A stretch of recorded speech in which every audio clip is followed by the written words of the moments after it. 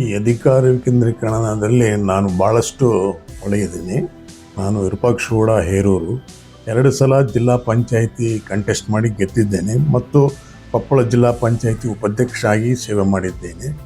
ಮತ್ತು ನನ್ನ ಹೆಂಡತಿ ಚೆನ್ನಮ್ಮ ಕೂಡ ಜಿಲ್ಲಾ ಪಂಚಾಯಿತಿ ಸದಸ್ಯರಾಗಿದ್ದಾಳೆ ಮತ್ತು ನನ್ನ ಸ್ನೇಹಿತ ಹೆಂಡತಿಯು ಕೂಡ ಜಿಲ್ಲಾ ಪಂಚಾಯತ್ ಸದಸ್ಯರಾಗಿದ್ದರು. ಮತ್ತು ನಾನು 150 ಓಟ್ಲಿಂದ ಒಂದು ಸಲ ಜಿಲ್ಲಾ ಪಂಚಾಯತ್ ಸೋತಿದ್ದೇನೆ.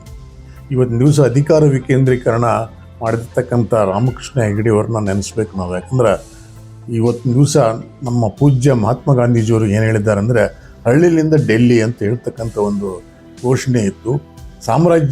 ಸ್ವರಾಜ್ಯ ಮಾಡಬೇಕಂತಂದರೆ ಮೊದಲು ಹಳ್ಳಿಗಳು ಅಭಿವೃದ್ಧಿ ಆಗಬೇಕು. ಇವತ್ತಿನ ದಿವಸ ನೋಡಿದರೆ ಎಲ್ಲ ಪಕ್ಷಗಳು ಮಹಾತ್ಮ ಗಾಂಧೀಜಿಯವ್ರ ಹೇಳಿ ಗ್ರಾಮ ರಾಜ್ಯ ಮಾಡಬೇಕು, ಸ್ವರಾಜ್ಯ ಮಾಡಬೇಕು, ಹಳ್ಳಿ ಅಭಿವೃದ್ಧಿ ಮಾಡಬೇಕಂತಾರೆ. ಆದರೆ ಇವತ್ತು ನೋಡಿದರೆ ಭಾಳ ದುಃಖಕರವಾಗಿರ್ತಕ್ಕಂಥದ್ದು, 8 ವರ್ಷ ಆಗಿಲ್ಲ ಅಂದರೆ ಜಿಲ್ಲಾ ಪಂಚಾಯಿತಿ ಮತ್ತು ತಾಲೂಕು ಪಂಚಾಯಿತಿ ಜಿಲ್ಲಾ ಪಂಚಾಯಿತಿ ಅಂದರೆ ಭಾಳ ಶೋಚನೀಯವಾಗಿರ್ತಕ್ಕಂಥದ್ದು. ಸುಮ್ಮನೆ ಬೇಕು ಬೇಡ ಮಾಡ್ತಾ ಇದ್ದಾರೆ. ಇವನ್ನು ಉಚ್ಚ ನ್ಯಾಯಾಲಯ, ಹೈಕೋರ್ಟ್ ಕೂಡ ಒಂದು ಆದೇಶ ಮಾಡಿದರೂ ಸಹಿತ ಇವತ್ತು ಸರ್ಕಾರ ಅವನ್ನು ನಿಷ್ಕಾಳಜಿಯಿಂದ ನೆಗ್ಲೆಕ್ಟ್ ಮಾಡ್ತಾ ಇದೆ. ದಯವಿಟ್ಟು, ಯಾಕಂದ್ರೆ ಇವತ್ತಿನ ದಿವಸ ಸಮಸ್ಯೆಗಳು ಭಾಳ ಹಳ್ಳಿಗಳಲ್ಲಿವೆ. ಇವತ್ತು ಬರ ಇದೆ, ಕುಡಿಲಿಕ್ಕೆ ನೀರಿಲ್ಲ ಅಂತ ಒಂದು ಇದರ ಸಂದಿಗ್ಧದಲ್ಲಿ ಇವತ್ತಿನ ದಿವಸ ಎಲ್ಲರೂ ಎಂದರೆ ಸಾಮಾನ್ಯ ಕಾರ್ಯಕರ್ತರಿಂದನೇ ಇವತ್ತು MLAಗಳು MP ಗಳು ಆಗಿದ್ದಾರೆ.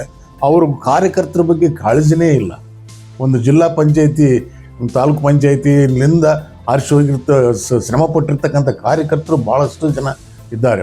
ಅವ್ರನ್ನ ಸಹಿತ ಇವತ್ತು ಯಾವೇ ಇರಲಿ, ಇವತ್ತು BJP ಸರ್ಕಾರ ಇರಲಿ, ಕಾಂಗ್ರೆಸ್ ಸರ್ಕಾರ ಇರಲಿ, ಅವ್ರನ್ನ ಖಂಡನೆ ಮಾಡ್ತಕ್ಕಂಥದ್ದು ಭಾಳ ವಿಷಯದಿಂದ ಇರ್ತಕ್ಕಂಥ ವಿಷಯ. ಈಗ ತಕ್ಷಣವೇ ಮಾಡಬೇಕು. ಯಾಕಂದ್ರೆ ಜನರನ್ನು ಸ್ಪಂದಿಸ್ತಕ್ಕಂಥ ಸಮಯ ಇದು. ಯಾಕಂದರೆ ಬರಗಾಲ ಇದೆ, ಕುಡಿಯ ನೀರು ತೊಂದರೆ ಇದೆ. ಹಳ್ಳಿಗಳಲ್ಲಿ ಶಾಸಕರು ಬರೋದು ಭಾಳ ಅಪರೂಪ.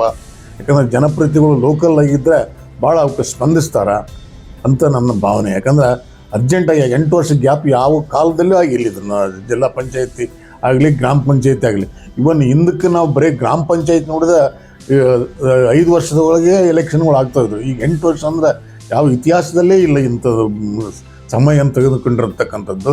ಈಗಲಾಗಲೇ ಎಚ್ಚೆತ್ತು ಮೊನ್ನೆ ಮುಖ್ಯಮಂತ್ರಿ DK ಶಿವಕುಮಾರ್ ಅವರು ಮತ್ತು ಗ್ರಾಮೀಣಾಭಿವೃದ್ಧಿ ಸಚಿವರಾಗಿರ್ತಕ್ಕಂಥ ಈಶ್ವರ ಖಂಡ್ರೆ ಅವರು ತಕ್ಷಣವೇ ಚುನಾವಣೆ ಮಾಡಿ ಒಂದು ಕೆಲಸಕ್ಕೆ, ಒಂದು ಹಳ್ಳಿಗಳ ಅಭಿವೃದ್ಧಿಗೆ ಮತ್ತು ತಾಲೂಕು ಅಭಿವೃದ್ಧಿಗೆ ಮತ್ತು ಜಿಲ್ಲಾ ಅಭಿವೃದ್ಧಿಗೆ ಸಹಕಾರ ಕೊಡಬೇಕಂತೇಳಿ ಈ ಮೂಲಕ ಒತ್ತಾಯ ಮಾಡ್ತಾಯಿದ್ದೆ.